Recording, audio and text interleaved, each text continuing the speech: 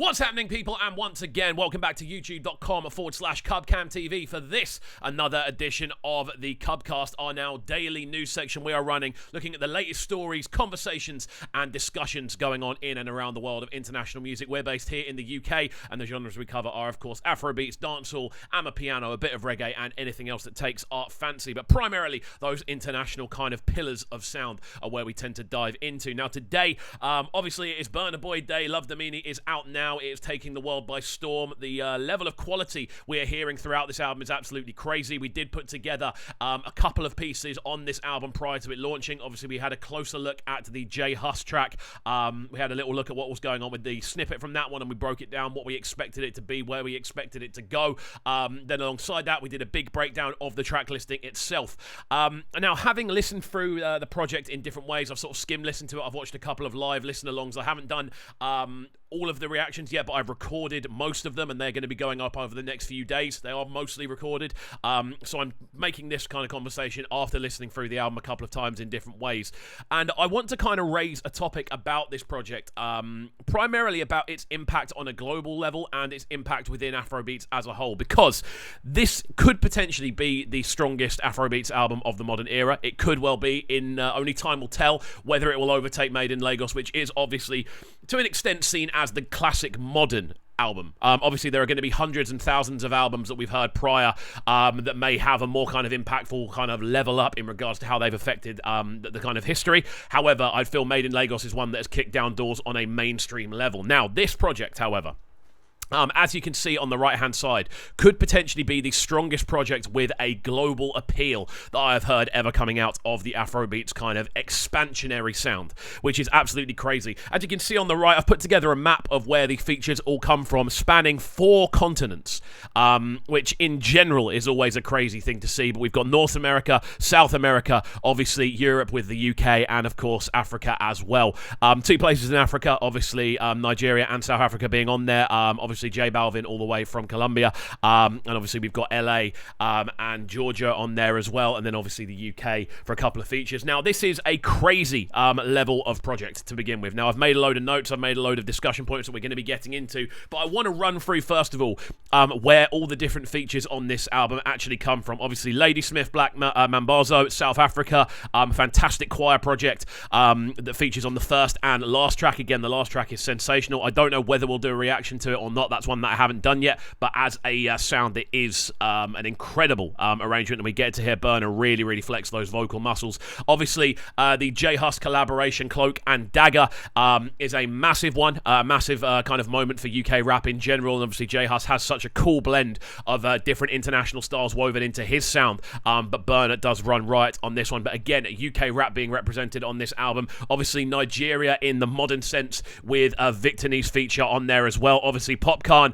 all the way from Jamaica, kind of following on from his dancehall tradition, being one of the artists that really has been able to I suppose expand dancehall on a more global level. Popcorn is known for kind of doing UK collaborations, American collaborations, Canadian collaborations, and has jumped in with a few Afrobeats artists before, but this one definitely, again, more in Burna's yard than Popcorn's, which is interesting. We see Blast and Kalani pop up on the same tune as well. I'm pretty sure they're both California based, so obviously West Coast of America. Ed Sheeran on there as well, obviously with a huge tune, that one obviously kind of representing UK and to an extent US pop. We know how big a deal Ed Sheeran is on a global level. This is someone that has taken the world by storm. He could go near enough anywhere in the world and sell out their biggest arena. He is now on that kind of level in that sort of global playground of the likes of Drake, of the likes of Adele, of the likes of Beyonce. Like Ed Sheeran is in that bracket. There's no getting away from it. He is one of the biggest artists in the world.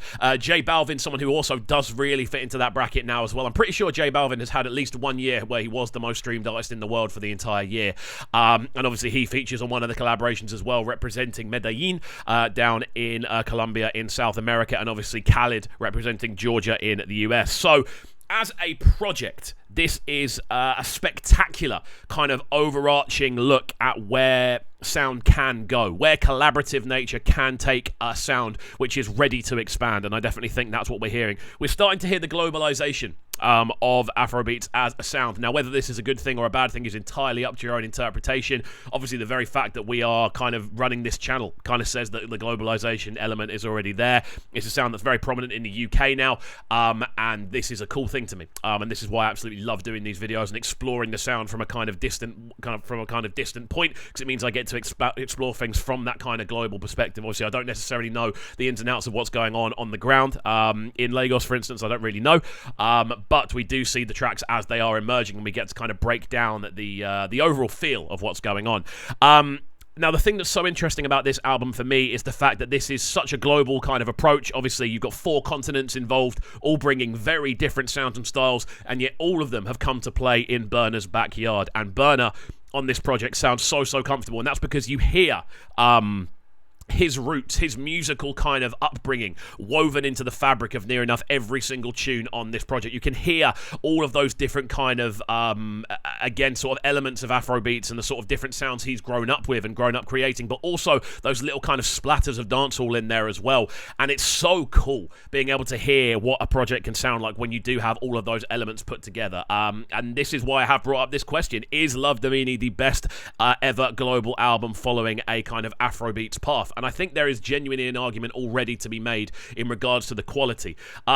When we actually look at the features on this, I think sonically this is the widest Burna has ever gone, but it's also the closest to him because he has brought all of these incredible, globally recognized artists and performers. They've brought them all into this singular project, and if anything, all of those are the ones that have made the trip to his sound. And this is what makes it so exciting, because it's not necessarily that he's kind of linking up with these artists and they're going, nah, I'm not really keen on making that sound, let's do something a bit more like me. All of them have found a middle point which is very much more on Burna's side of the fence than their side of the fence. And I find this so exciting because it means the sound is now, well, it always kind of has been, but it is now being kind of, I suppose, publicly respected as a force that needs to be reckoned with, a force that people need to jump on, otherwise it's going to wash over them and they're not going to be able to be a part of it moving forward. And I love this as a concept. And again, it's an interesting kind of collection of arrangements. We hear so many different kind of things, even vanilla, which I know people are a little bit kind of iffy about on this album. It's a very kind of playful, more sort of dance floor orientated, a bit more of a commercialized tune. But then you get Love Damini, which is obviously an ode, which is so well written, a beautifully arranged tune.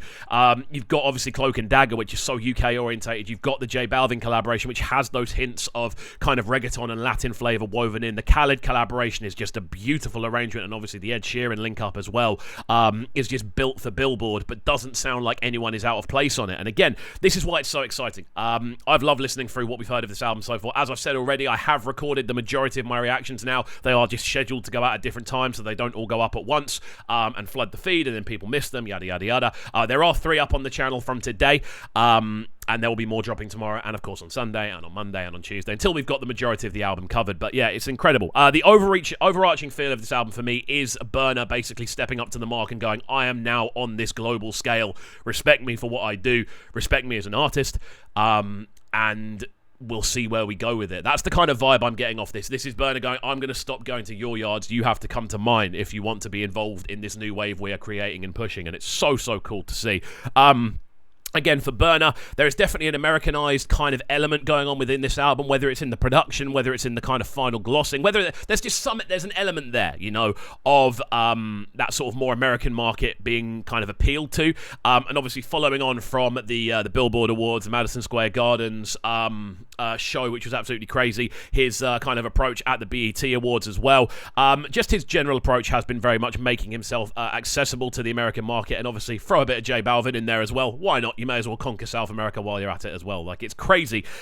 His ability to transcend, his versatility has been very much put on show across this album, and I could not recommend you listening to it enough, start to finish. And I don't know if it's still online, but go and check out Palm Wine Pappy's full stream of the project. I know he's going to be putting clips up And yeah, literally my inbox has been absolutely crazy over the last 24 hours in regards to this album. Obviously, we've got our Reactors group chat. Big up IC Phoenix, obviously the newest member in there. Obviously, Just Vibes, Girls Reactions, Banks, Emma, who is Palm Wine Pappy. We've all been going crazy over this album and talking about it, and we're all very excited. You're going to see a lot of kind of cross-pollinated content about this. May even do some quizzes, may even do some kind of streaming-related bits. But yeah, I'm excited to see how everything goes, and we will be seeing more reactions up on this channel. So there we go. As always, friends, let us know your thoughts down below. Could this well be the strongest global album from an Afrobeats artist that we have ever heard? Let me know your thoughts. I know it's early days, but I want to get this question in there early and see if over time it does turn into that. I'd be very excited to see if it does. So there we go. As always, friends, hopefully you have enjoyed. If you have, please make sure you're getting involved by hitting that subscribe button on the right-hand side of the page, turning notifications on, of course, leaving a like, leaving a comment, and all of that good stuff. And we shall see you all next time. Peace. Sounding so good right now. But they're sounding a bright and town. Make sure you subscribe to the YouTube channel right now, CubCamTV. Stay locked.